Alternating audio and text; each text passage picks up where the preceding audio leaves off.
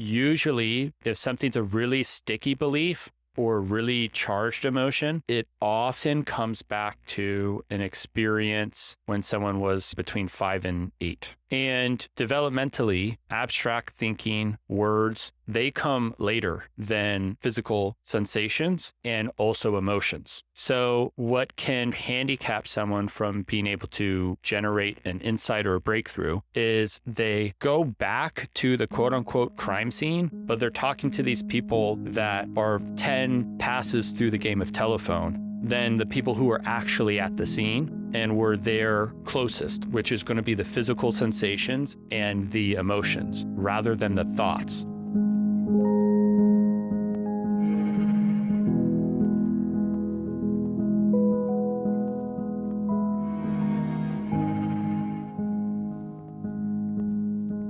Let's dive into some of the things that we were talking about last time. I think for me, getting a little bit of context from what we did in real time would be really of interest to me. It's funny because the first time we talked, our conversation functioned almost like, it reminds me of when I've watched a movie that at first the movie ends and I think to myself, well, I don't really know exactly what I think about that movie because it almost feels like there's a richness there and I'm not really, it's like I can tell that there's a depth to something in it, but it's not fully explicit to me. You know, like last night I actually watched this movie called Howl's Moving Castle with my kids. It's like a Hayao Miyazaki film. Makes just like really incredible stuff.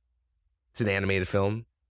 And it was a similar thing, right? Where it's like even today I'm thinking about, okay, well, the movie itself, it's not just like an action film that's very kind of explicit or direct. It's like the movie's really built around meaning. It's like a showcase. It's like a piece of art. Like you can tell there's a reason why this is the way it is, but it's not fully explicit. So I'd love to actually have you explain a little bit about the foundation behind the work that you do, insofar as what I experienced last time when we were working together, going through, I don't know if you use the language scripts, but kind of like these stories from life.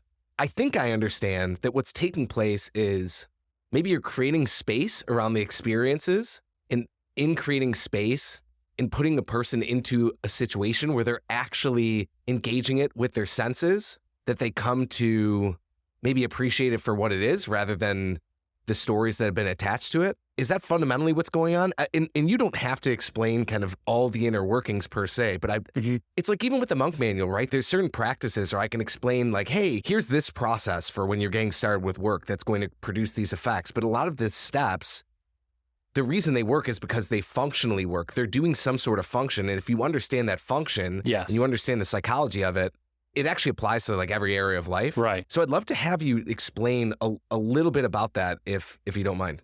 Yeah, I don't mind at all. Yes to all these things. And so a big point that we could start with is what creates the stuckness or the cycle of either an emotion or a belief is the over-examining or the examining. So I was just working with someone yesterday, and he was describing how the more he does this, the more he's experiencing answers coming up when he's not looking for them. So we'll use the image of a sail, and we'll use the image of an open flower as good images for a healthy mind, where the mind is like a parachute. So it works when it's open. It works best when it's open. Sertiage, who's a French Dominican writer, says passivity is the first law of the mind. Passivity is the first law of the mind. So when I hear examine, I see the mind being active rather than passive and going in and doing the searching and reaching out. So part of the reason why this process of making sense of an emotion or belief works is because it's taking some of the extra unnecessary burden that the mind is trying to carry just by itself, and it's distributing it across the entirety of the person rather than just one, let's say, power or ability of the person. And that allows it to shift from examining a thing to observing it. And so it's not a re-examining, it's a pausing of examination in order to enter into observance, which is a lot looser and a lot more open. How does that happen? We talked about data coming in. One of the primary ways in which this happens is we come back into the primary way in which data comes into a person, which is the physical senses, rather than just going straight to the mind. So the more you write and see and touch and feel, the slower the thing becomes. And also you're shifting the focus of what's coming in. You're shifting the location of that back to the physical senses, which are by nature the gateway of information. We've already talked about common sense before in previous episodes. They're also the closer eyewitnesses to the quote unquote crime scene. So usually if something's a really sticky belief or really charged emotion, it often comes back to an experience when someone was, between 5 and 8, you could say. And developmentally, abstract thinking, words, they come later than physical sensations and also emotions. So what can trip someone up or handicap someone from being able to generate an insight or a breakthrough is they go back to the quote unquote crime scene, but they're talking to these people that are 10 passes through the game of telephone than the people who are actually at the scene and were there closest, which is going to be the physical sensations and the emotions rather than the thoughts. So it's very common when I'm doing that kind of work with somebody, after they do the first reading, I'll say, what are you feeling right now? And the majority of the times they'll tell me a bunch of things that they're thinking, because that's just the ingrained kind of habit. And so it requires someone to be able to reflect back. Okay, great. Those are thoughts. What feelings are you feeling? And we go there because they're closer. So that's another thing that helps someone go from re-examining and spinning the thing over and over and over and over again in their head, is you move from examining to observing. And the way you do that is you move from carrying everything on top of the head to letting it be in the whole person.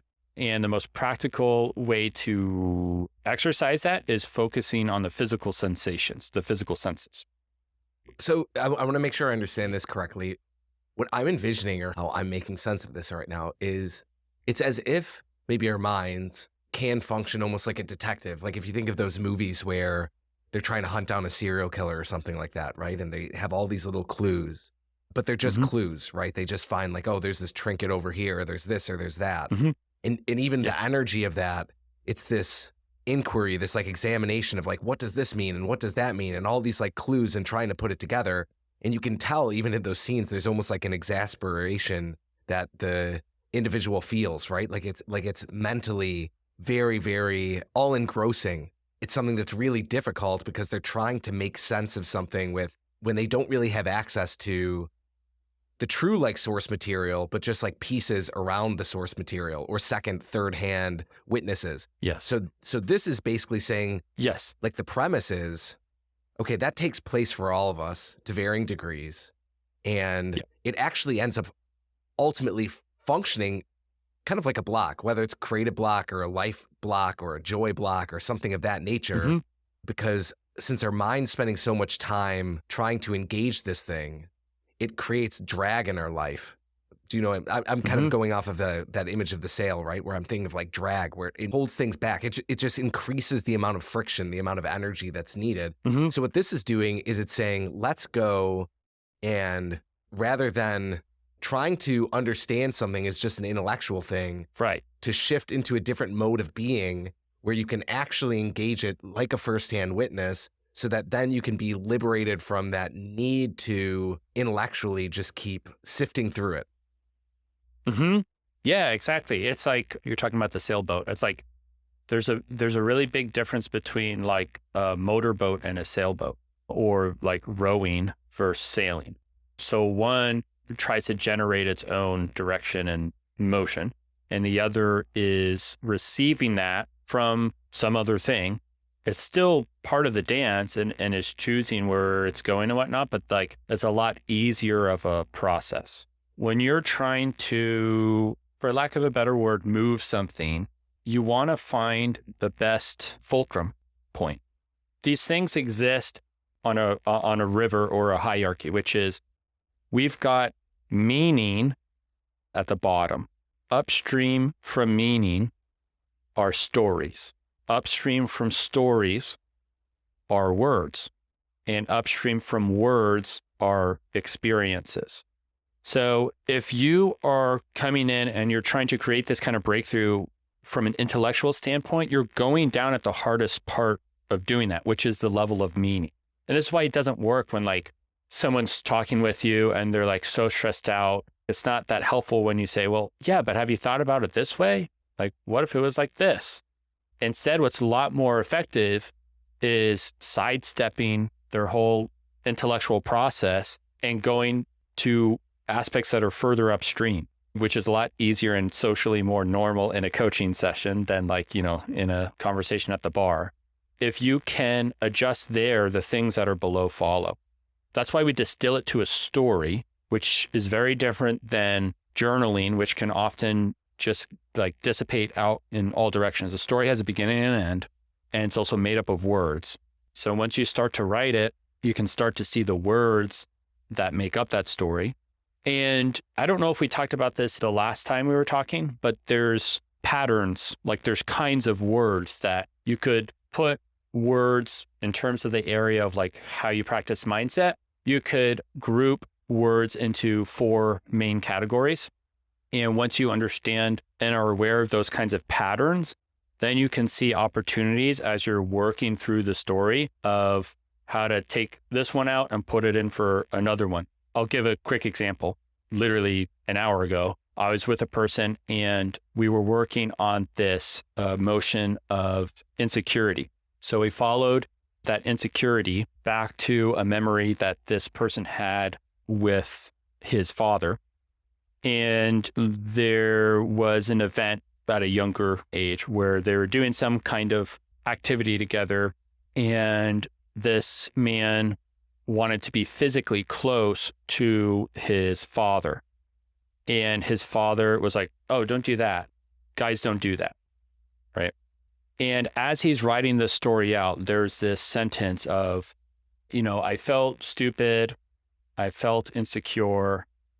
I can't believe that I didn't get this. So 2 types of words, one that increases the clarity of a thing and one that adds muddiness to it, what we call soft words. And the clarifying one is what we call solid words. So in the form of that sentence, this was an example of something that was muddying and that had an opportunity to be clarified. So I said, okay, rewrite that sentence, but don't use the word this, use whatever else. So then that gives him an opportunity to enhance the clarity. So what that sentence really became was, I can't believe I didn't get that men shouldn't be close to each other. Then there is other layers of another pattern is what you could call outward moving words and inward moving words. Sometimes this is referred to as projections and reflections. So what was happening is he was feeling his father's insecurity, but it was like a reverse projection. And basically it was like a thing that was out there, but he had taken it on. So then we changed that sentence to insecure men don't get close, which is a very different feeling for him. And then when we're looking at that, I understand this is technical, but we've already like triple dived onto the deep end of just having these cool conversations. So I'll keep going. Insecure guys don't get close is what we would call a shadow sentence. So there's shadow language and then there's substance language. Shadow language is what is not, what you don't want to feel, what didn't happen, what you can't believe, blah, blah, blah, blah, blah. Substance language is the thing, what you can believe, what did happen, what you do want. And often people block out things from their imagination because they're stuck in using patterns of words that don't create pictures. They create shadows of pictures. So if insecure men don't get close, we can flip that to secure men create closeness, which is a very different picture. Now, all of this for the listener is a mixture of both fascinating things and probably feels abstract, and we're just playing all these different games with words. But the point is, the transformation doesn't occur from just changing words. It occurs from embodying these different words. So it's an experiential thing. It's not just a changing of words. It's the feeling of those different words, which is a gradual process that doesn't land unless the person is in a downregulated state, which is why we do the breathing and why we do the repetition and the reading slowly and things like that. So that either raises questions or, I don't know, what is that doing on your end, Stephen? Well, one question. Okay. It makes sense to me. Now, every time I say makes sense, I feel like I'm using like a branded term that you came up with. Trademark, yeah. Yeah, it's a very common English word to use, but it makes sense to me. The whole thing you were describing, the river, that all makes sense. The language, yeah, all of that makes sense. Although I will say there's a lot of depth there, right? Like we could dive into each of those pieces, and there's quite a bit there. Right. Where my curiosity was piqued was I thought I heard you say that the actual fruit of the exercise comes from feeling different, or almost like the ability to engage it. There's like a felt sense. Yes. Okay, if you're looking at like the whole process, yeah, the actual pure kind of like function that all these things are working towards, is it true to say that it's for a person to be able to engage in experience and actually feel differently about it? Like the actual place of change is when a person's feeling changes. It's when the person changes. So the change is not a complete change unless it is touching the person. So like the ultimate principle is that reality is ultimately personal. So this is related. It's going to feel like we're going to like, I don't know, go up onto the moon for a second. I love it. But okay, great, cool. So there's a couple different things. There's the fact that there is stuff, like things exist. Okay. And we can imagine a world in which there isn't things existing, right?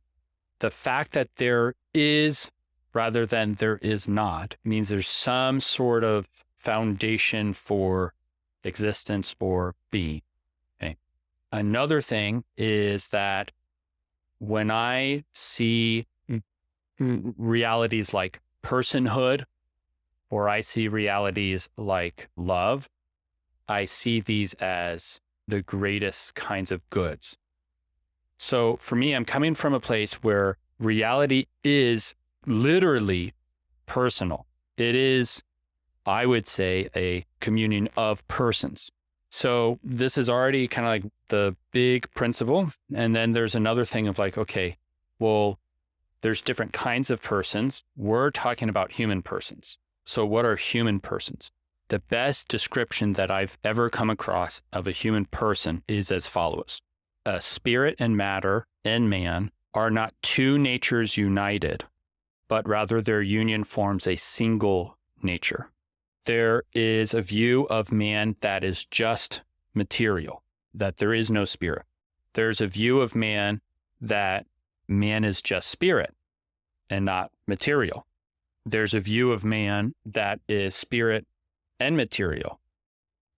All three of those things are different than a view of man that is so integrated that there is no distinction between spirit and material, that spirit and material form a single nature. That's where I'm coming from. So in order for something to land, it by definition is not landing in the person if it's just a spiritual thing. In order for something to really create a personal transformation, it touches the whole person. A person is not their thoughts. So it has to be like multi-dimensional, right? What does that make you think of? Or what kind of questions or follow-up thoughts does that create, Stephen? What I'm hearing you say is, well, there's two things. One is that obviously there's the statement made around us being whole persons. And what I was hearing is any real effective change kind of has to touch the whole person because the whole person is a whole person. The other part I was hearing was that and you didn't say this, but this is where my mind started thinking, that the actual premise of how we understand the human person creates a sort of disintegrated vision for oneself. Mm-hmm. And Yes. that could be approached as just oh, well, if it's disintegrated, you're not going to feel as good, right? I think what's interesting about what you're describing is that lack of integration means that we've turned to things that Right. functionally don't actually work, because the things that we Correct. turn to are based off of false premises. So a lot of the Right. levers we pull, if they're built off of an anthropology for the human person that doesn't see us as whole beings, maybe you could say, those solutions are always going to be on some level faulty. At their best, they're slower. They're slower in terms of help. At their worst, they're maybe actually moving us backwards. Most of the people Mm-hmm. who are coming into the Monk Manual ecosystem, who want to do coaching or anyone who's really looking to grow, oftentimes I feel like what they're attracted to is they want teaching. Like there's this modality in our minds of like, oh, well, I have this problem and I have to go solve it. So I'm going to go take a course and get all this head knowledge that's going to teach me this, that, and the other thing. That like rarely works. Like in coaching, for example, the reason coaching is different than a course is because when you're working with someone who's a coach or a therapist or in a relational sense, that person's actually able to attend to the whole person rather than just like the head. Right. Mm-hmm. Yes. Mm-hmm. Yeah, 100. Yep. If they know what they're doing. If they know what they're doing, yeah. Because it's also very common for the coach to stay in their head. And then that's really a thing that makes progress a lot slower or moves someone back, because then they're reflecting back to that person a head-only solution in adding weight and authority to it.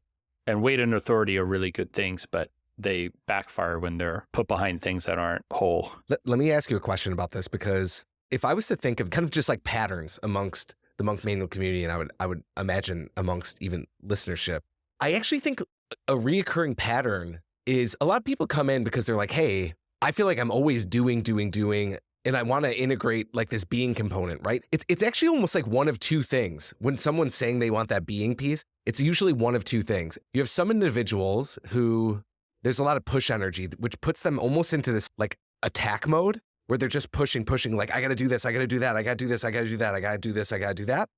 I need control in this way or that way. And then you have other people, and I actually do think there's a push energy behind this as well, but it manifests entirely differently, where there's a lot of people who will almost like get in their heads, and there's still that push energy, but instead of it playing out as this externalized form of all this action, it's more so like in their heads, there's just a ton of action. In their heads, there's a ton of like rumination, or like, I got to figure this out, I got to figure that out, I got to Yeah, okay. Is that a common pattern you see? And do you find common patterns in terms of why some individuals maybe fall into that more than others? Yes. So it will come down to making sense, and then where are you making sense? So one thing that helps is moving the conversation, even if it's a pushy conversation. If you move it from inside the head to both inside and outside, and we'll, like, as a sidebar, there are specific behaviors that we teach people in. It ultimately comes down to 4 behaviors. I won't go into those, but to know that there's like an actual thing for this, right?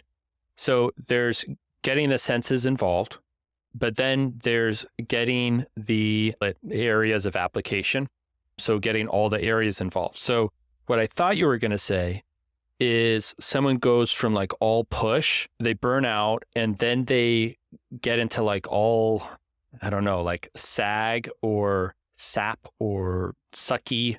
And how I describe that is they are all head and they're approaching head in this really aggressive way. They burn out, and then they're like, oh crap, I need to like heal my inner child. And they turn, they let head go, and they go right into the heart. And they do, story work, and it could be, healing retreats or ayahuasca stuff okay. But the problem is that it's still a disintegrated thing because it's all head and no heart or hands. Or it's all heart and no hands and head. So you can get equally stuck. Another word for stuck is addicted. If you treat an aspect of your life as distinct from these other aspects.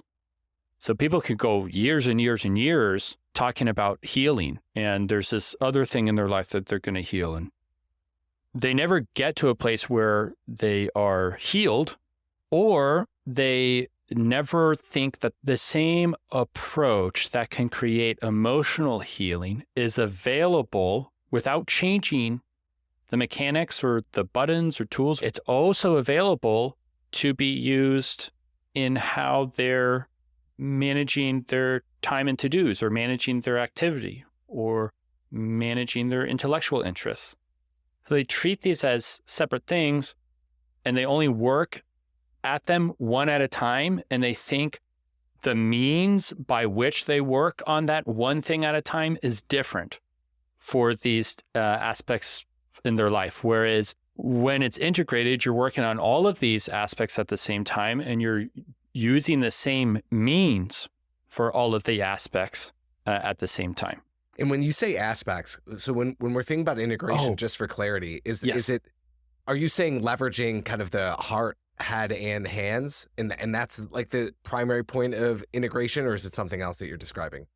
Yeah, that's right. So Victor Hugo has a great phrase. So he's a guy who wrote Hunchback, and he says, by being a soul, one ceases to be a man. And we can apply that in other things too, like by being a heart, one ceases to be a man. Or by being hands, one ceases to be a man. By heart, I mean like the emotional work, the areas of the emotions. Emotions are really connected to beliefs, so this is also the area of mindset work. Hands is you can think productivity or founding things and doing startup stuff and whatever. And the head is your intellectual life. Like, what are you fascinated by? What core concepts interest you and resonate strongly? And so, yeah, you take any one of these things and you isolate it from the others, and that's where you start to become imbalanced. Mm-hmm.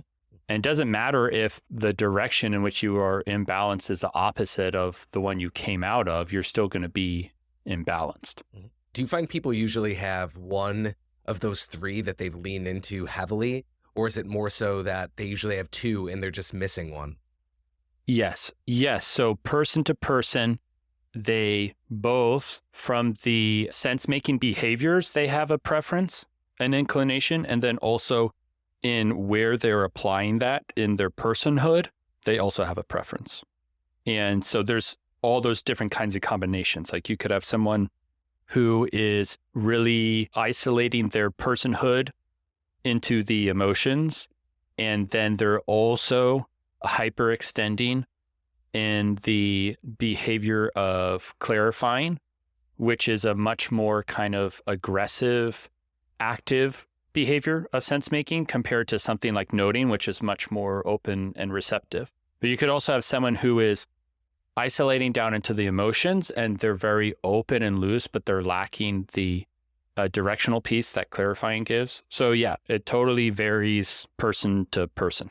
Mm-hmm. Mm-hmm. Mm-hmm. So it's not necessarily the case that there's people who it's like, hey, I'm someone who's like a head person or a heart person or a hands person. It's more like there's just a really unique configuration of those three things for every person. Every person's a person. So like that's going to be one of the quotes from this episode. Every person is in fact a person. Everyone has inclinations, and those inclinations are really helpful, and they become even more helpful when they're balanced, where you're least inclined. Mm-hmm. Do you find that you can, this is more of a personal curiosity than anything, do you find that after doing this sort of work for a long period of time, you're able to kind of quickly almost pick up on the patterns of the person's preferences and all of those things? Yes. Yeah? Yeah. Let's go down a strange path, because we've talked now a few times, and we've talked even beyond that. Do you have a sense of, for me personally, what maybe those preferences are? Yeah, let me think about that. So let's make sure to do sense making on a positive story, because that also gives me more information. Mm-hmm. My hunch is you tend to be more on the, like, you're on your toes leaning forward which is more of a clarifying kind of stance. And I don't think you're not like super focused on the productivity side of things, which is more the hands. I think you're fascinated by ideas, and because you are inclined to make sense of them, there's more of a turning the thing over. What happens when I touch this thing kind of dynamic with it, which is more of a clarifying direction rather than a noting direction, which is more being in its presence, we could say. I think that's probably pretty spot on. I think there's been times in my life where I've leaned fairly heavily into the hands piece. Like I've noticed that to the degree I'm challenged, it actually like gives me more energy. So what I mean by that is when in either of like a crisis or if I'm under pressure, I am someone who tends to perform better. Maybe not in like a holistic sense. I would actually argue not in a holistic sense, but I'm pretty good. I'm pretty good at almost being like hyper focused and just doing the things, even if that comes at the cost of other things. I think everything else is really aligned. One thing that's interesting that you highlighted around the productivity piece is I have gone to a place where now I'm less interested in the productivity piece from a standpoint of how do I be more productive? Yeah. I'm more interested in it from a standpoint of what do we actually learn when we look at the patterns around people who are looking for more productivity? What is like at the root of productivity? I interviewed another individual recently who runs a company called You Need a Budget. It's like an online budgeting software. And we got towards the end on this topic. Wait. Jesse? Yeah. Dude, I tell people that I have a YNAB tattoo on my back, but it's not true. But if I were to have a tattoo, it would be a YNAB tattoo. I love YNAB. And Jesse, like YNAB is one of my favorite companies ever. They killed it culture-wise and copy and everything. And Jesse was so generous one time. I reached out to him and said, hey, like just how, because I really have a sharp eye for teaching. Their teachers are really good. It's like, how the heck did you scale teaching? And he gave me this whole list of books. And I just thought that was so cool that he took that time. Okay, so that's so cool. So you interviewed him. That's great. I want to listen to that. Yeah. Well, and you should send me that list of books too when you get a chance, because I'd be interested in that. What was interesting is, well, first of all, when I'm talking to him, I'm recognizing there's so many similarities in terms of principles. A lot of the YNAB principles have to do more with money, obviously, but it's like the same principles that apply to time that I'm really interested in. And it was interesting because towards the end, I asked him, I was like, you know what, when I'm talking to you, Jesse, about this, it just feels like this is really, really personal for you. For him, it felt like it was like a personal mission. He was explaining how it's like, this is like his personal injustice he's trying to face because he just sees the impact of it. And there's something for me that I see. So we didn't get into this, but I think part of what you were even alluding to earlier was like this Cartesian split of like the human person. And I actually think something that became possible, and I think is a reflection of that, is the whole Industrial Revolution assembly line thinking, which has just pervaded so much of our way of experiencing not only our time, but also just like personal value and worth. And so there's this deep desire to really flesh that out, right? To really understand that. Now, this is interesting, and I'm going to tie this together, and I'm going to be a little bit vulnerable here. I had this experience of life where I have spent a lot of time thinking about time. Not time in just this abstract. I'm saying like trying to look at it from all these different angles of like, what does it mean to be a human in time? What does our time mean? What can it mean? How do we engage it? How do our anxieties play out against it? Because time is such a foundational experience of being human that it's actually like when you engage time, it can be a pathway to a lot of other things. Like even if you just look at procrastination, on the surface, procrastination is like, oh, I'm a bad person. I just can't get these things done. That's how a lot of people experience it. They wouldn't use that language, but there's this shame that comes up of like, I just don't know why I can't do this and I'm always behind. But it's like actually in that, there's extreme depth. Like if something's having external expression, there's a reason for it. You know what I'm saying? Like it can be a gateway to many different things. So the thing that's interesting for me is I've gotten to a point where there's so many things in my head that like I can see and make a lot of sense to me. Intellectually, there's a lot that makes sense to me, but I sometimes struggle to figure out how to actually articulate those things in a way that they make sense to other people. Part of the difficulty is most of the places that I've changed my own thinking is not on the level of arguments. It's not like how to better time block. It's not like how to go and set up a better calendar or this or that. It's actually about premises. It's like premises behind the arguments. And the thing is like, that's where the real value is. Because I see the disconnect people feel, like what you're talking about. You're operating on a level where it almost feels philosophical because you're actually trying to rebuild an entirely different way of engaging. But for me, I can find myself sometimes in this place of rumination where I'm trying to figure out, how do I take these like premises and articulate things in a clear way that can make sense to other people? Because the starting point is different. It's actually like, okay, like you're meeting people at the starting point and you're like, hey, we actually have to go back a couple blocks here. If we just keep on trying to run this race the way we're running this race, like, yeah, I can tell you how to run faster in this race, but that's not what you're looking for. And so I can find myself ruminating a bit. And so what's interesting is that story that I gave last time, that was more of the positive story. When I feel really, really connected personally, it often is actually directly tied with this feeling of making sense of how to deliver the vision to people, right? When things start clicking for me and I'm like, oh, this is the thing that's going to make sense for them, or this is the thing that's kind of like the entry point.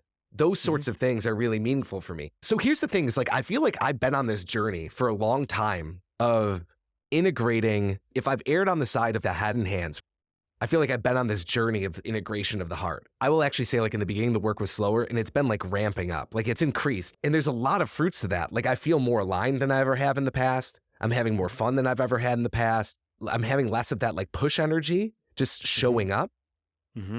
But still, I feel that push energy sometimes show up when I'm trying to make sense of things like intellectually, right? I'm guessing you just through your work you've done, you've had experiences like this where it's, I don't know if it would be considered a mental block or what it would be, but I would just be really curious as to hear what your thoughts are on that. Yeah. So and I know I threw out 100 things.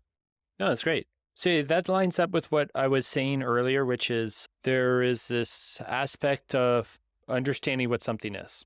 And there's basically like a down and in act that you do. And there's also like an up and out. And it sounds like you're more inclined to the down and in. So the image that everyone would share in common is like the eureka moment. The insight comes when you let go of the thing, rather than when you find the thing and plug it into the other thing. Sertiaj has a great image for this. He describes like a stage. There's a play going on, and like in between scene changes, the curtain closes, and then all the people behind the stage are going around and they're moving stuff and adjusting the scene. And he talks about activity that is too intentional closes itself off from insight. And it's like not allowing the curtain to close so that the changes can happen behind that curtain. It's like always leaving the curtain up, right? That's what I'm hearing. Well, if I can clarify that a bit. So when you're talking about keeping the curtain up or open, I mean, practically speaking, is that just a movement from clarifying to noting? There, from clarifying to noting. Yes, and also there's this aspect of moving. So this is one of the other behaviors, which is basically saying like, how do you choose things? How do you decide things? And there is, so one of the models that we use is like, you've got an internal decisional cabinet, and it's your reason, your intuition, and then your lists. And by lists, we mean anything that's been externalized. And so reason is the more explicit, controlled activity. Intuition is the more subconscious, receptive. And lists is kind of its own thing. And so it sounds like you're more on the reason side of things, even though you might think like have fluid motion in your thought, or you're like a divergent kind of thinker. It sounds like it's still like the quality of the thinking still has what we would call emphasis on reason, and it's there an atrophy in the what we call intuition. And so yeah, that also like what creates that is a whole nother conversation. Like physical motion is a really big part of it. I don't know how much more of a breakdown. I feel like I'm getting lost in the weeds. In the technical weeds, yes. Yeah. Well, I've at least one clarifying question. So Good. when someone's trying to make a decision or they're trying to make sense of things intellectually, there's multiple faculties of which someone can lean upon. One is reason, and another is intuition. How would you describe that process? I think the easiest way, like if I'm talking about this on the street, is I just say conscious thinking and subconscious. So intuition maps onto the subconscious. That's the easiest, rough and dirty way to map it. Mm-hmm. Mm-hmm. And in the intuition, it's not like a car that you get into and drive. It's just something that when you create the space, it just brings up the answer. Yes, that's right. Yeah. Which brings up questions of like the fact that you can create that space. The intuition is a faculty that can be informed. Most people think like their intuition is just like at a certain level. It could be like really accurate, could be really off, but it'll always be the same. Whereas even though it's a subconscious kind of power, we believe that it can be informed and developed more. But yeah, it's the win for the sale. And like a thing that's coming up is like when we recorded our first conversation, I asked you how you imagine the act of thinking. And you said math symbols, which lines up with like the more kind of like logical, explicit, conscious side of making sense. So you had said on the intuition piece, you said we believe, which I'm assuming is within HEAL, there's specific practices that you use to help people lean into the intuition. Mm-hmm. Do you mind giving like a very brief overview of? Totally. I mean, and it completes the picture. So that is the fourth behavior that we haven't talked about yet. Okay. I've walked around all these. Right. I mean, it's fun because it shows how naturally connected they are, right? Mm-hmm. It's one of my favorite things is when a conversation does that by itself. So now it makes sense to just define these and lay them out because we're already here, right? What I stress is that these are behaviors.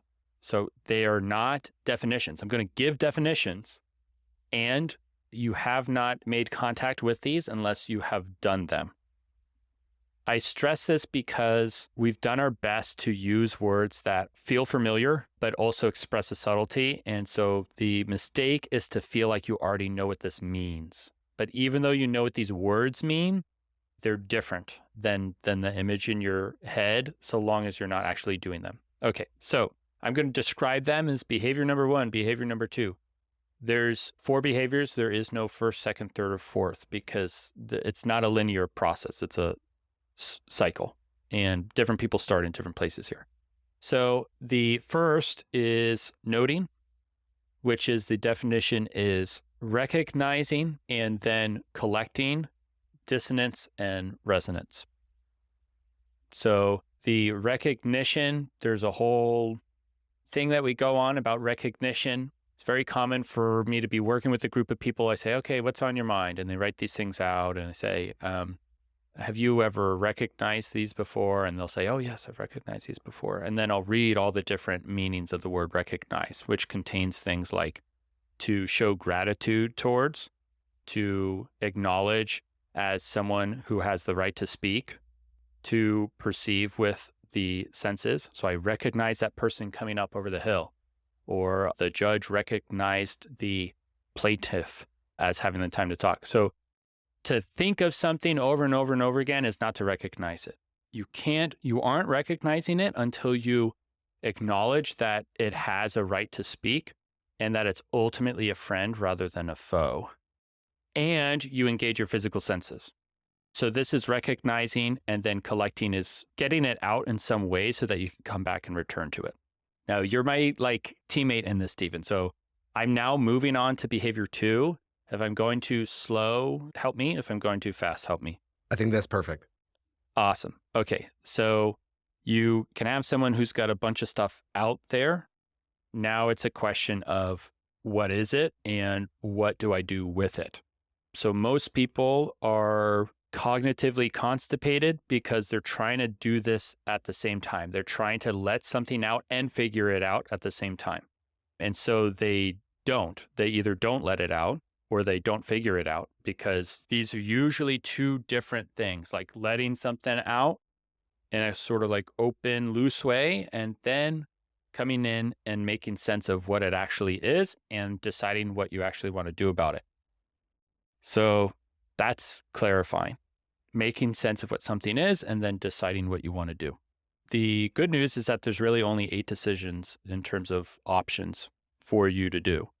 And so most people either don't make sense of what the thing is, and so they're constantly taking an unclear item that they're numb to and putting it on their calendar and hoping that putting it on the calendar is going to fix it, and it doesn't. So they get to the end of the day and they take that thing, they kick it to the next day, and it always just stays numb. But that's because they've never made sense of what it is. Or they've made sense of what it is, and then they have way too complicated or stressful of a process of deciding what to do about it. It feels like a blank canvas all the time. There's really only 8 decisions, which we won't go into. Then you have this aspect of, okay, I still have to decide any given moment what I'm going to do. So there's how do I decide and what are my decisions? And this is the behavior of moving. We've already talked about how you decide. You're harmonizing your reason, your intuition, and your list together. And then there is this other piece of how do you keep reason, intuition, and your list in alignment? And that's always going to involve a realigning over time. And that's the behavior of reviewing. Reviewing is the realigning your reason, intuition, and lists through rhythmic re-engagement. So there's ultimately 3 core rhythms in which you want to come back to stuff. And then there's also what kind of stuff are you coming back to and what kind of stance do you have when you're coming back to those things. All that's included in the behavior of reviewing. So those are the 4 pieces. You asked, how does someone realign these things? So that's how we got to reviewing. Here's the quickest, dirtiest way I would say is, first of all, if it's all in your head, like you can't do it. So get the stuff out of your head and then start with adding a single rhythm to it. Actually, we talked about this in the first podcast.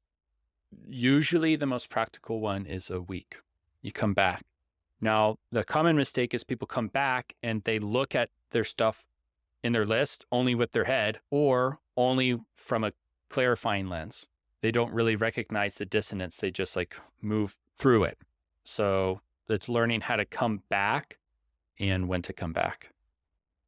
Is there another thing to mention on that? Well, yeah, let's talk about this, which is earlier in the conversation, we were talking about what you see affects what you do.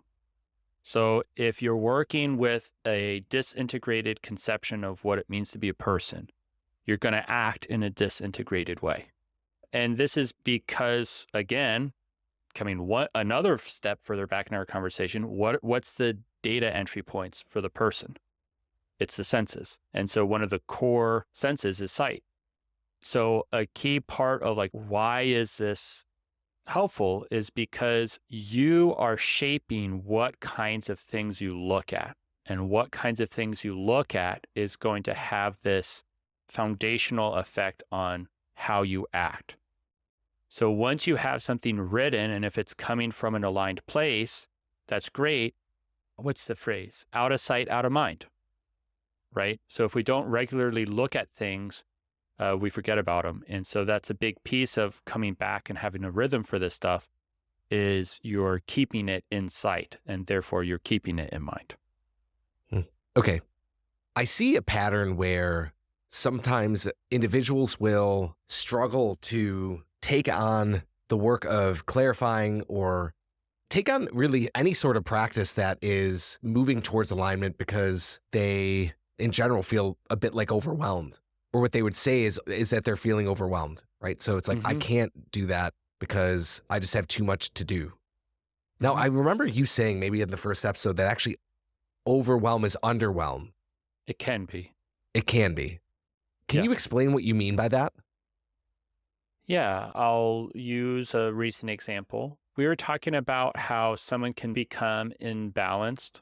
Okay, wait, I'm not going to lose this thought. I want to say this other thing. Is there a part of you that is afraid of going into the exercise of the positive emotion? No, I'm not actually. And we could go into that now. I think actually when I just asked that last question, I was thinking about not even saying that last question, just going into the exercise, Nice. But I thought I'd ask it. Okay, cool. So here's the thought, which is someone can swing from doing all that stuff to getting lost in the heart. And one of the ways you get lost in the heart is you only do emotional stuff on the negative things, the things that hurt or annoy you or haunt you. And you think that the only time that's appropriate to go elsewhere is once the darkness is completely eliminated. This is like the emotional equivalent of inbox zero, right? So one way you get out of that is you spend time doing emotional work on the positive stuff. This is like a very old concept too, like from the lens of virtue and vice. Like the best way to free yourself from a vice isn't to fight the vice head on. It's to find a virtue that you enjoy. And going in that direction is often more effective. So the same is true for someone who's really, quote unquote, overwhelmed. They're so stuck in the stuff that they hate that if they actually went over here and did something that they enjoyed, what they were interpreting as all these other logistical problems, they would start to gain perspective of, oh, part of what's actually happening is I am unfulfilled as a person.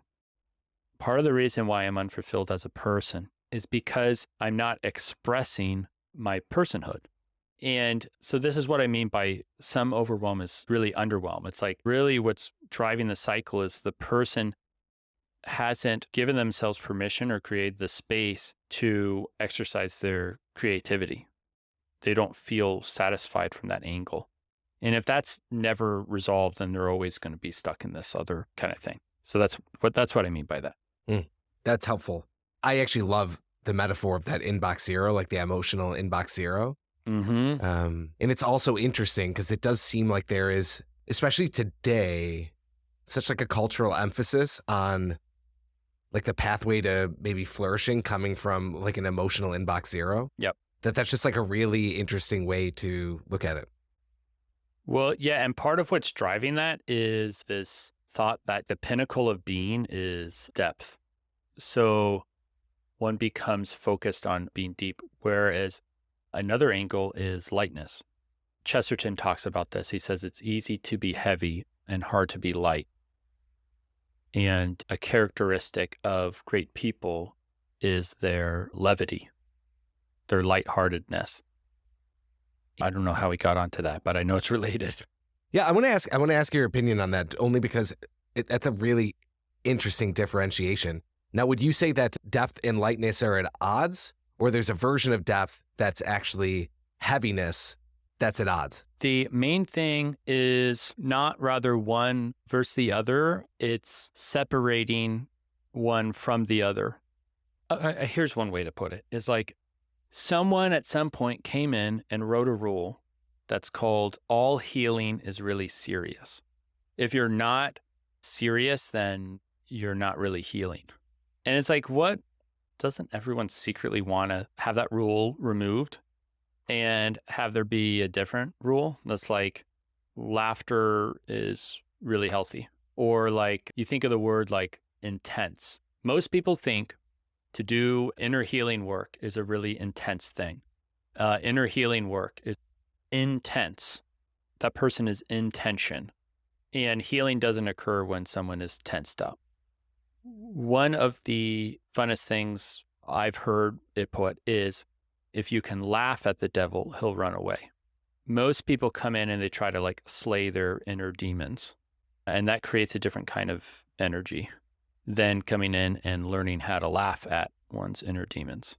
And this spills over into like, where does play come from? Like someone will never get into a state of play if they're always coming from this heavy kind of energy. Like the heavy kind of energy gets into the hands and it's like, I got to go out and do this big thing. There's no space left to, be a goofball or do something funny or anything like that. So help me climb back up. I forgot how we got onto that. I know it's connected and important. Well, it is connected. I think part of it is, you'd asked me a few minutes ago about if I was afraid of doing the more positive story. And I'm not, in part only because I'm not. It doesn't feel like there's any like skeletons in that closet per se. Do you know what I'm saying? I'm not really afraid of anything like popping out per se. Yeah.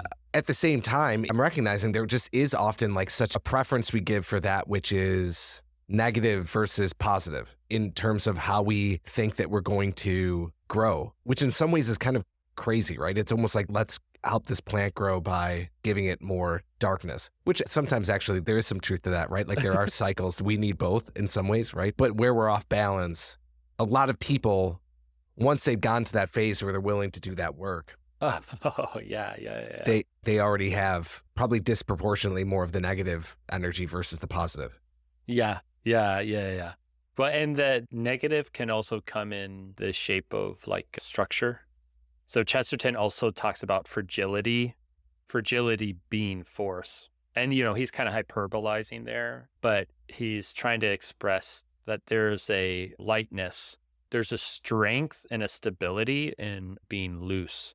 So there's an element of still pursuing and desiring goodness and beauty and all these things. And once that's letting it pursue you, like having more of an open, receptive stance rather than this dramatic chase. Let's transition to doing the exercise, if you're good with that. Let's do it, dude. Do you enjoy this? Which part? By the way, I enjoy all of it, but which part are you referring to? Well, actually, after I asked the question, I thought to myself, I think the original intention was doing the exercises with people. But then I started thinking just like the whole thing, because I've been grilling you a little bit. Dude, it's helpful. This stuff's not normal to talk about. It's all I think about, and so it's great. Yeah, it's fun to have you as a conversational partner and to have the space to just create art. Like you were talking about, it's like you go into things. Some things are not fully explained and you can go in. And so like, I feel like this is a form of that because the intention is more on going deep rather than, and we are explaining things, but it's like depth for fun. And that's rare. So yeah, I'm enjoying the whole thing. And I very much enjoy what we're about to do because it's just very rare and it's very good. Yeah. Okay. So we had a shared Word document, right? Mm-hmm. Okay. I'm going to pull that up. Cool. Here's where we're at, yo. Oh man, this is so great. Okay. So we are looking at mapping Disney World. Is that right? Yeah, let's do it. Cool. You can go bring it down to its own thing. It's funny, I don't even remember writing this. I thought I was going to have to write it out now.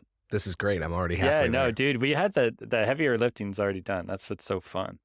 Okay, so you're going to hear me say all the same kinds of things, which is just so great. And it's nice to have something that is simple and repeatable. So here we are.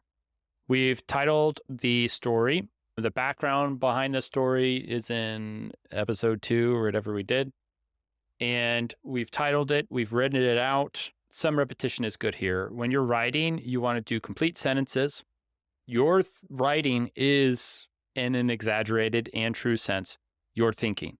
So if your writing is sloppy, your thinking is sloppy. Write complete sentences, include the details, what you were seeing, what you were feeling, blah, blah, blah, blah, blah. And then next step is to read out loud. So that's where we'll go now. So Stephen, whenever we're ready, you can read Mapping Disney World out loud. Okay. I'm sitting in a park. I feel like I'm in a container that is holding me in a sense, and I'm like a master piano player getting ready to play a beautiful symphony that is simultaneously being written as it's being played. There's a highly emergent quality that exists. I feel inspired because I pick various ideas out of myself and start seeing the interactions between all the things inside me. In a sense, it's like all of these different parts start fitting together and become an engine, not just an engine, but a new space-age technology engine. It feels extremely gratifying as I see all these miscellaneous pieces of map come together to form an image. I feel gratitude. There is sunshine around me. I feel at one with things. There is a deep felt sense of connection to self and the broader world. I feel like an instrument that is being played and is making a beautiful noise. Time is quite slow, and I'm filled with a sense of hope. It is light, and all is well. Sounds pretty nice. What physical sensations or emotions did you feel when you were reading the story out loud? I felt a sense of lightness, a sense of joy, a peace of an ease about it. I found myself laughing at one point where I used the analogy of the space age engine because Yeah. there is something just maybe playful about it. So it almost felt like maybe I was playing, I don't know, like badminton with myself from when I wrote this. It just felt kind of fun. Yeah. Yeah, there's a warmness too. Yeah. Where do you feel the warmness? In my heart. Yeah. It reminds me a bit of, yeah, there's a warmth, but it reminds me a little bit of like when there's warmth that hits concrete in the summer and you see almost like the visual perception, like, when you see those kind of waves of sorts coming off the concrete, as if like the heat's actually altering perception or something. Like there's something that starts feeling almost like a little ethereal that comes out of that. There's something like that. That's not like a hard thing I can grab onto, but there is the felt sense of that. Yeah. Okay, cool. That makes sense. That makes a lot of sense. If 1 is low and 10 is high in terms of the intensity of that feeling, what is it? 7. How old were you about when this Mapping Disney World? This was like a month ago, 2 months ago. Okay, cool. When was the first time you felt that concrete hot wave in the heart? Yeah, what's coming to mind is like playing. Like if I'm thinking about it like a color and I'm like, when have I seen this color before? I'm thinking of times even in kindergarten. Yep, good. And try to feel the memory rather than think it. And you're focusing on the wave and the warmth in the heart. And then you are finding experiences and moments when you felt that. And you can say a title for those out loud, and I'll write them as you say them. The feeling is actually delight. I believe it's delight. Yeah, playing something as maybe kindergarten, playing with clay, maybe something like that. I also have this image of running around in summer through like the backyards. I used to do that with my older brother. We had a few kids on the street, and we'd go and run around and play different games and run through people's backyards and all the stuff that I feel like I'm not even sure you could do anymore, but that's what we were doing. And Right. it just, yeah, there's that same feeling there. Okay, so when have I had that feeling? Hold on, let me hold this. Creating art, very commonly actually creating art. All 4 years of high school, I took art classes, and that process of being creatively engrossed. Okay, I'm trying not to intellectualize this, but You're doing great. Take Yeah, one go. step further in. So a particular art project or a particular art experience. Yeah. There's one project I did where I had to do a self-portrait, but not just like any self-portrait. It had to be like a very creative, almost interpretation. Good. Give that experience a title. I think you could call it Cheshire Cat because that's what I did. I made myself into the Cheshire Cat from Alice in Wonderland. Yeah, it is. It's kind of weird when I think about it now. But yeah, yeah, I just remember being in this place of, I don't know, it's almost like an exhilaration. Like it's like when you're talking about this projection or this reflection, but earlier, it's kind of like the opposite of that. It's like light that's being cast from the outside in. This is like the light being cast from the inside out in it creating like that canvas, and there being something very, very pleasurable in that act of almost like taking my being and making it real, like making it, Take out almost. okay, taking my being and making it real. I mean, I'm just going to reflect that. Like, there's a part of me that like, as I say that, it feels like I want to tattoo that on my body somewhere, right? Like that's the immediate reaction. Like there's something there's Good. such a deep yes to that. Like Good. such a deep yes to that. Such a deep yes to that. It's like a primal, not a primal shout. It's like, if I was being held by a question, very abstract, but if I was being held by a question, like if a question is creating space, if it's like a space I operate in, maybe being itself, if that's the question, it feels like the answer It feels like the thing the space was created for. Yeah, that's really okay. Yeah. It feels like the space that the thing is created for. So let's just play with that for a little bit because that's a good angle for us.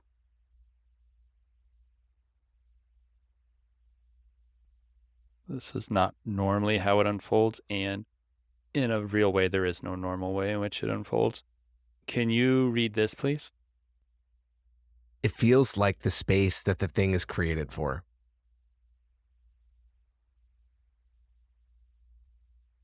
Reread again. It is the space that the thing is created for. Again. It is the space that I am created for. Again. It is my space that I am created for. Cool.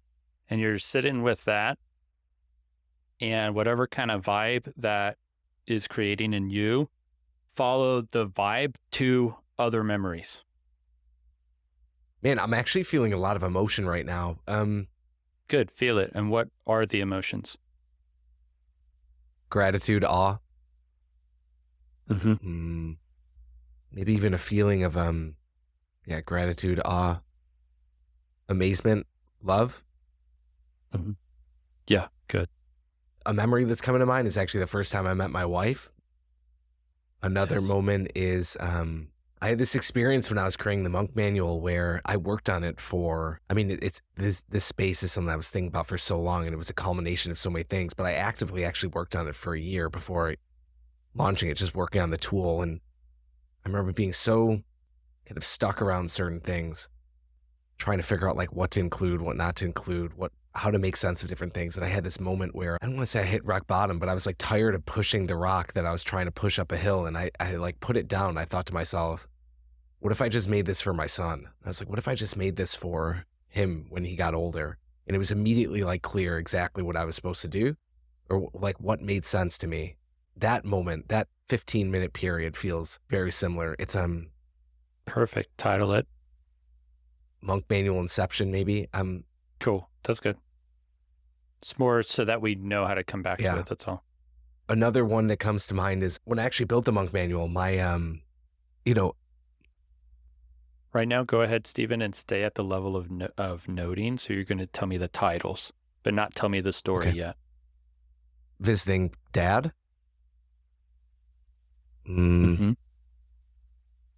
Third coaching call.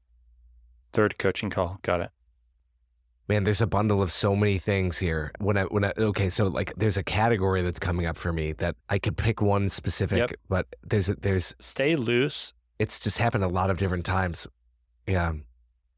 Yeah. Oh, okay. Okay. I got you. Main thing is I don't have to understand it.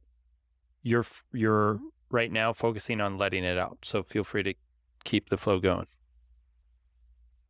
Let's call one animation with sun. I'm gonna include this one as well because this is not, it's just different, but the feeling is there. Mm-hmm. So that's interesting to me. Let's say letter from prison. Here's another one that's different, but there's something, it might not be a perfect Venn diagram, but there's something here. Let's call it swimming with sea turtle. That's great. Let's one more I'll put in here called holding space with friend. Is that enough? This is great. Yeah, this is awesome. Usually when I'm doing this with somebody, I say until the well runs dry, and that ranges depending on the kind of emotion, the kind of person, all that stuff. So this is great. What's so great about this is once you have a title, you have such an easy entry point. Like such an easy entry point. And often it's the finding the title that is kind of just the harder part to do in one sense. Okay, so this is great. Something I want to just note, just because I like kind of almost having like a journal diary as I do this. I think one thing that I want to note that was very interesting about that is I actually went to like a fairly deep place there. Like I was like to use the analogy of the well, like I was in another place and it's funny because I 100%, whether it was flow or something else, was in a different consciousness of sorts. Like I like my perception of time, for example, was like not there. Like all that was like what was. Mm-hmm. So let's take one of these guys. If you're down for it, can we go into first time I met my wife? Sure. So a couple things. One is if there's a different one, you're like, I'm dying to do this other one, then override. Okay. Another thing is the more particular, the more power. Is it okay if we have your wife's name in here? Sure, it's Lauren. Okay. Go ahead and write that story, please. Okay. I'm just going to pause. I'm feeling a little resistance to this specifically, and I just want to name it because you can tell me whether it's going to be effective or not. I feel like what ended up happening was when I was reflecting on that feeling in my heart, when I was in that feeling, I ended up like going into this space of almost like feeling like love and gratitude. And then it was like all these different moments of love and gratitude, which it wasn't the exact same feeling as the initial pieces. But this one specifically, I don't actually feel like I was doing anything like creative. It wasn't like I was totally engrossed. It was more like something that was just happening to me and I was participating in. But there was still kind of like a magic quality to it. Whereas a number of the other ones, it felt like it was more me operating from a certain place that because I was operating, because my way of being was a certain way, it generated certain feelings. So I don't know if that. I'm tracking. Yeah, tell me what you're thinking. I have, I'm not going to tell you what I'm thinking. We should do this story. Okay. I'm not going to tell you because I don't want to bias you. Yeah, okay. Okay, so it's not a ridiculous story, but it's going to feel made up. That's great. You're going to write it. You're not going to tell it right now. Oh, I'm going to write it. Okay.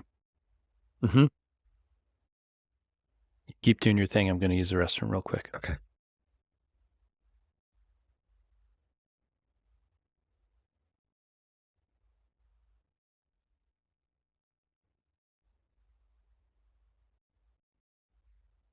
Oh, you're here. That was fast. I'm here. All right, man. How you doing on your end? You got it? Yeah, I think I'm done. Okay, very cool. All right, cool. So we're in first time I met Lauren. Go ahead and read it out loud when you're ready. It's funny, man, because there's like nothing really embarrassing in this, but there's a part of me that like telling a story from when I'm whenever 17 feels embarrassing. I'm just naming that. I don't know why. All right. I'm 17. I'm working security at my high school bonfire pep rally dance. I'm wearing an orange hoodie with a black security shirt over it. I'm walking around and talking to other people working as security. I run into a group of girls that I know from another school. I'm talking with them. I leave because the principal asks me to come to his office for something. He asks me to count all the money that was collected. I count the money. I go back out to the dance area outside. There's a big fire burning from a stack of pallets. I find the group I was talking to. I meet a girl named Lauren in the group. She is kind of goofy and is wearing a red bubble jacket puffer vest. Something about her is very endearing to me. I make some jokes. I encourage her to dance with a guy on my track team. I continue making jokes with her and her friends. I walk around the event a bit more. The event ends. What's going on your end? I don't know. You know what it is I think the embarrassment is like, this is actually such like a tender moment for me. It's like such a formative thing that sharing it feels like quite intimate. Yeah. Yeah, it is for sure. So there's a tender feeling. Were there other feelings that you felt when you were reading the story out loud? I mean, this isn't a feeling, but I'm going to use this word to get at the feeling. There's something about like serendipity. There's something about a feeling of like happeningness of, I don't know if you're familiar with the concept of like chronos time and like kairos time, but it's like moving beyond like a linear thing to something where it's there's like a richness to it. There's a richness. It's not the same as depth because depth almost makes it feel like there's many, many, many layers, and there are layers, but more than anything, it's just very high in terms of richness, in terms of vibrancy, color, contrast, shape, form. There's an aliveness feeling. There's also actually something like quite comforting about it because it's it's extremely special, but it's not extremely special. It's actually like an everyday thing. So yeah, I go back to awe, but it's less awe. It is the amazement. It's the wonder. It's like, oh man. So I don't know this. I don't know this feeling, but it's whatever the feeling is that attached to like sacredness. Can you express that as a sound? Does that make sense to you? If it doesn't, you're good. But I'm wondering if it's coming in different ways or a color. Yeah, give me a second with it. I mean, the sound is like a very weird thing because it feels like it's got two sides. Like one is like it's not noisy. It's almost like the profundity of silence. Like if you enter far enough into silence, like there actually is a sound there, but it's a different thing. It's maybe language some people would use as like the ground of being. Like it's like the sound of that thing. Mm-hmm. Yeah, there's that color. It's not a specific color that's like coming up. It's not like red, it's not blue, it's not purple, it's not orange. It might be yellow if there's a color. It's more so like it's all the color, which maybe would be white, but I don't feel it as white. I just feel it as like all the color. Yep. Like there's a breadth and a depth to it.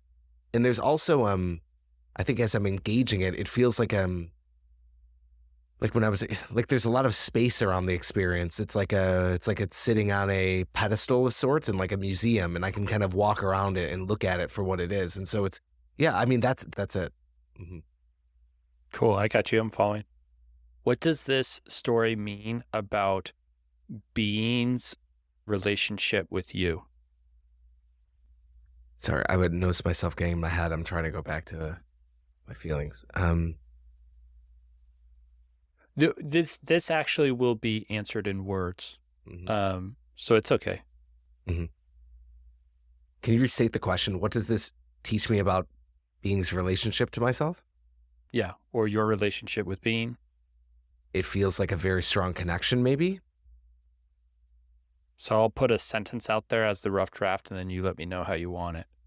This means that I am connected with being, and then you can adjust that however you want. You could scratch the whole thing or take a word, whatever. No, that's right. Okay. Great. Okay, so come back to, okay, I am sharing my screen. Good. Come back to the story again, and this time you're going to do the slow read. So what you read, we're calling 100. You want to come down to 70. So this is a slower rate of speech. It'll feel a little bit abnormal. The focus is not about the speed. It's about soaking in the story. So whenever you're ready, you can start from the top. I am 17. I am working security at my high school bonfire pep rally dance. I am wearing an orange hoodie with a black security shirt over it. I am walking around and talking to other people working as security. I run into a group of girls that I know from another school. I am talking with them. I leave because the principal asks me to come to his office for something. He asked me to count all the money that was collected. I count the money. I go back out to the dance area outside.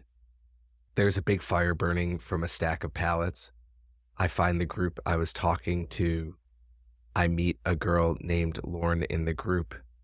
She is kind of goofy and is wearing a red bubble jacket puffer vest. Something about her is very endearing to me. I make some jokes.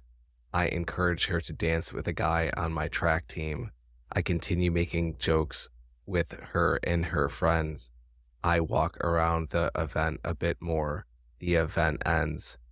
This means that I'm connected with being. What comes up when you slow the story down? Well, when I slowed the story down, it felt like I was moving through almost like a guy with a camera, just observing what's taking place, capturing it. And I actually felt like in this read through, I was just kind of noticing, but it wasn't as like emotionally charged in that it was harder for me to pick up versus the more negative story that we had discussed previously. The place where there was a peak was she is kind of goofy and wearing a red bubble jacket puffer vest. Something about her is very endearing to me. Everything else felt like it was more describing the details of like the scene that surrounded it. I would say that where I felt the most impact is actually reading the last sentence, which this means I'm connected with being, because I don't know, they've reframed the whole thing, or maybe it made the relationship with being more personal, as you were kind of talking about earlier. Something of that nature. Mm-hmm. Do you have access to other words for this sentence? Something about her is very endearing to me. If you were to replace something, Her spirit. does that feel more accurate? Yeah, 100%. Awesome. Cool. All right, let's do one last read through. So this time, you can go a little bit slower than you did on that second read.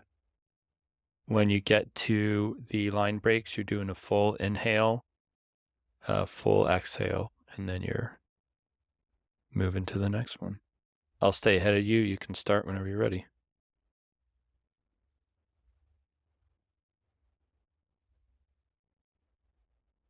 I am 17. I am working security at my high school bonfire pep rally dance.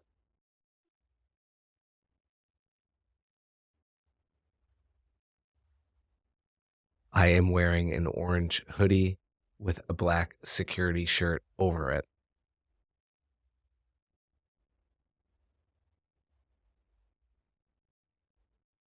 I am walking around and talking to other people working as security.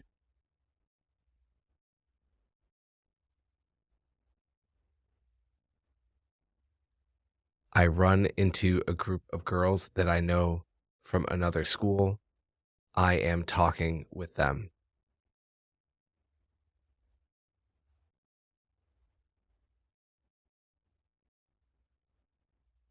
I leave because the principal asks me to come to his office for something.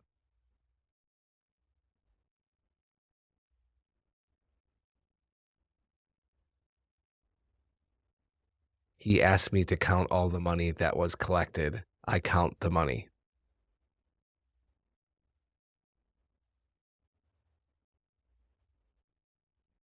I go back out to the dance area outside.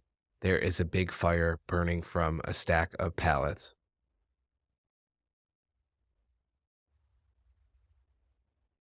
I find the group I was talking to.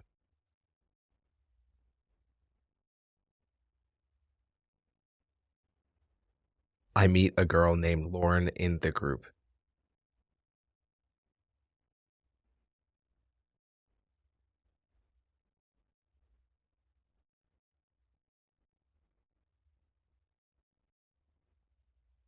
She is kind of goofy and is wearing a red bubble jacket puffer vest.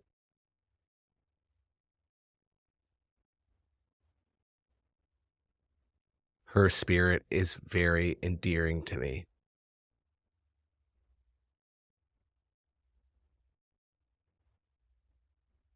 I make some jokes.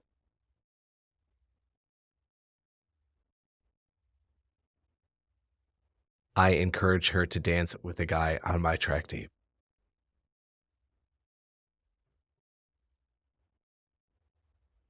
I continue making jokes with her and her friends.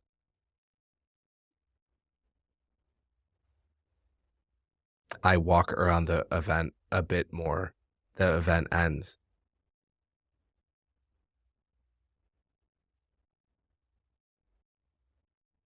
This means that I am connected with being.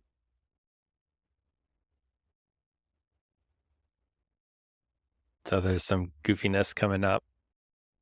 Describe that and also fill us in. What happened when you got the breath in? I'm going to work backwards. The emotion, like it changed a bit to like a sense of peace, actually is like the tip of the spear. That was kind of like the primary flavor of things, moved more towards peace, with still that sense of joy and all the other things I'd mentioned, but it's almost like that was maybe the heart of it still, but like the larger movement was peace. You used the language earlier of like weight, of like heaviness, lightness. With the spacing, reading it felt lighter. It felt less, it almost felt like less attached to anything. Like from a standpoint of it felt not clinical and like depersonalized, but drier, maybe more objective or there. I don't know how to put it. It just felt drier, more factual. What felt drier or more factual? Probably the majority of the story. It's like if someone was to give a description of events, but it was for like a courtroom without any meaning attached or without sensationalism. Yes. So there's that. And then the part about me talking about my wife specifically was the primary area where something like came up, and what was coming up was again wonder. Yeah, like this peace, gratitude. But there was also like, I think because there was a lightness, it like the actual process itself didn't feel, I don't know, it's almost like the emotion was like lighter. Like there was a more playful energy I felt because I was like looking at it and I'm like, man, like it's all very, I don't want to say silly. Yeah, but that's what I'll say. Like it feels silly while at the same time like meaningful, or maybe not, maybe the unserious. And yes, on a meaning level, very serious. Does that make sense? See, one of the things that's funny for me, and I'm really, really trying not to like control the process or self-edit or this or that. Like I'm like, all right, you put my parachute on. I'm just like jumping out of the plane and we'll see how I land. Right. I am so curious though to almost know, is this how this normally goes? Is it always different? Is it surprising? All of that. Yeah. What would answering that provide? You're correct. Yes. Because I was actually thinking to myself after I said that, I was like, this is not the most important. I will say, just as a sidebar, we'll have to cut this out, but I do actually have to wrap and I have a hard stop coming up. So if we could try to, let's just continue the exercise, and then I might have to wrap things up a little bit quickly. But yeah, I mean, what you're feeling is what we were describing a bit earlier, which is, what if serious and silly were the same thing rather than opposite things? Yeah, it's almost like when we think of serious, we think, oh, it has to feel bad. Or like if it's meaningful, it has to feel bad. Like if there's like a masochistic approach to it all. Right. Totally. My gut is going in this direction, which is to read a quote, because it touches on this. And this quote is it is particular. So whatever, I'm just going to read. So within HEAL, we have a core belief, which is stated, humans are wholes, persons aren't parts. And this applies to both how we coach people, what we coach them in, and also how we show up as persons. So part of this core belief is always being in the stance of being fully you. And it is in direct opposite direction of like, in order to not offend people, you hide back some things that you believe. It believes that you can take people, and if they believe very different things, they become closer, not by not discussing those things, but by actually discussing them and bringing them up because they're coming from the core of their person. So there's things in this quote that will resonate with some people and things that will not resonate with others. And the invitation is to encounter it with curiosity and openness as a conversation. All right. So this is Chesterton towards the end of his book, Orthodoxy. Okay. He says, man is more himself. Man is more man-like when joy is the fundamental thing in him and grief the superficial. Joy ought to be expansive.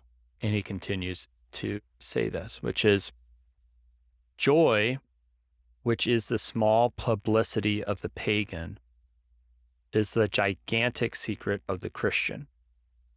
And as I close this chaotic volume, I open again the strange small book from which all Christianity came, and I am again haunted by a kind of confirmation. The tremendous figure which fills the Gospels towers in this respect, as in every other, above all the thinkers who ever thought themselves tall. His pathos was natural, almost casual. The Stoics, ancient and modern, were proud of concealing their tears. He never concealed his tears. He showed them plainly on his open face at any daily sight, such as the far sight of his native city. Yet he concealed something. Solemn supermen and imperial diplomatists are proud of restraining their anger. He never restrained his anger. He flung furniture down the front steps of the temple and asked men how they expected to escape the damnation of hell. Yet he restrained something. I say it with reverence. There was in that shattering personality a thread that must be called shyness. There was something that he hid from all men when he went up to a mountain to pray. There was something that he covered constantly by abrupt silence or impetuous isolation. There was some one thing that was too great for God to show us when he walked upon our earth, and I have sometimes fancied that it was his mirth. I kind of feel like that should just be the end.